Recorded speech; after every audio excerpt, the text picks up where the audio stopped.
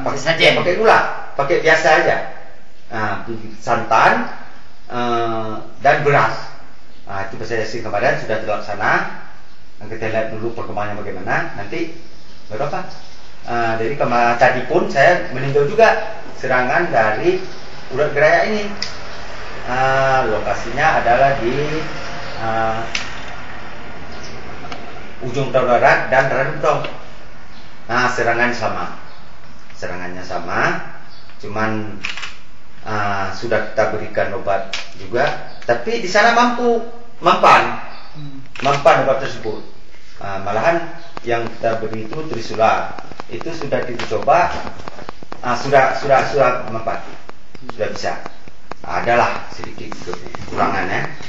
Jadi memang telepon juga dari Pesi Aceh.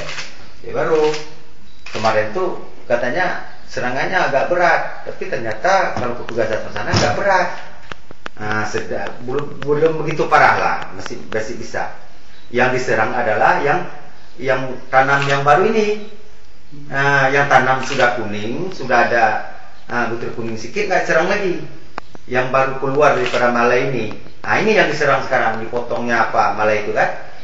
Serangannya ada malam, gitu. Itu penanggulangan dengan cara tradisional tadi itu maksudnya apa itu? Ini kan nenek moyang kita kayak gitu dulu. Untuk penanggulangan kalau hama gini dianggap itu kadang-kadang bala daripada desa itu tersebut. Kadang selama ini tidak ada kejujuran, ada permasalahan dari itu. Makanya datanglah ini bala ini.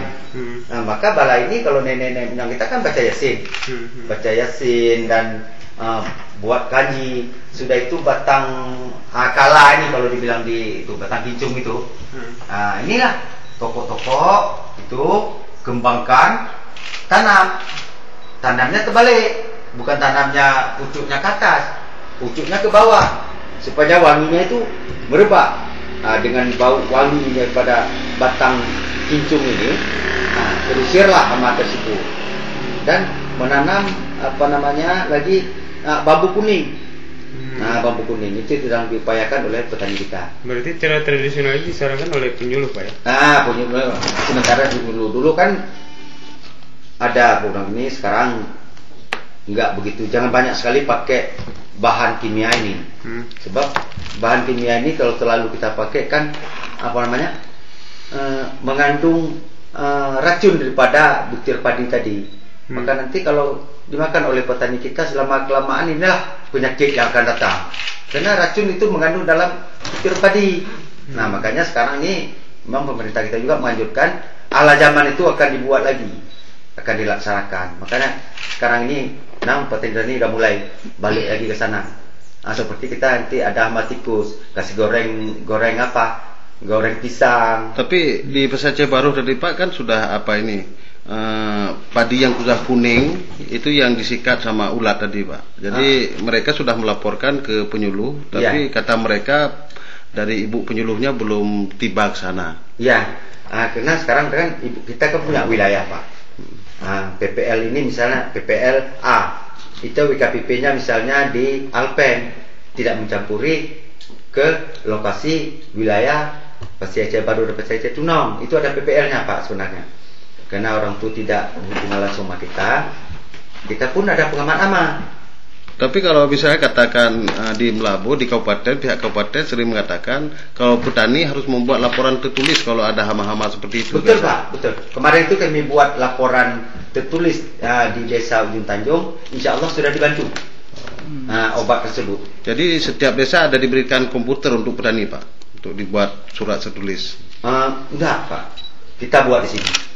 Dibuat di desa. Dibuat di sini, nanti rekomnya kita ajukan ke sana dengan hasil pengamatan PPL sih Pak di lapangan. Berapa serangannya? Jadi petani buat laporan lisan ke BPP buat rekom ke obat sana ke dinas. Kalau nggak ada laporan tertulis nggak bisa diterima tuh Pak. Laporan tertulis. Iya, laporan tertulis. Nggak, kalau petani nggak melaporkan secara tertulis nggak bisa. Nggak bisa. Orang kita kan pakai itu Pak. Apa saja nanti kan orang tuh kan ada tempat penanggung jawabnya. Bukan berarti sudah dilaporkan secara lisan misalnya oleh petani, BPP sendiri, penyuluh sendiri yang turun ke lapangan untuk cross check dulu. Setelah di cross check baru apa kebutuhan diagnosa obatnya. Oh iya. Kemarin kan gitu, kami turun ke Ujung Tanjung, ya kan, sama Kak Gerayaan juga. Sudah itu dibuat rekor oleh PAT. Ada pengamat nama. Buat rekor berapa perlu obat? Satu kotak kecil ini. Sudah kita berikan. Begitu kita berikan kemarin, besoknya terus kita